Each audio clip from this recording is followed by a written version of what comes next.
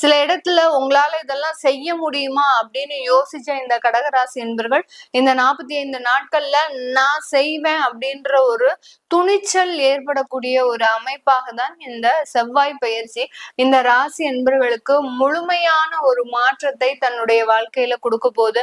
அந்த அஷ்டம சனி குறைந்து அந்த சனி பகவானும் 9ஆம் இடத்துல இருக்கிறதுனால தகப்பனார் சம்பந்தப்பட்ட சில விஷயங்கள்ல உங்களுக்கு சில தோல்விகள் இருந்தாலும் அதை தொடர்ந்து முயற்சி செய்து அதுல இருந்து சாதகமான பலன்களை நீங்க அடைவதற்குண்டான ஒரு அமைப்புகள் இந்த கடகராசி என்பர்களுக்கு இந்த 45 நாட்கள்ல இருக்க போது.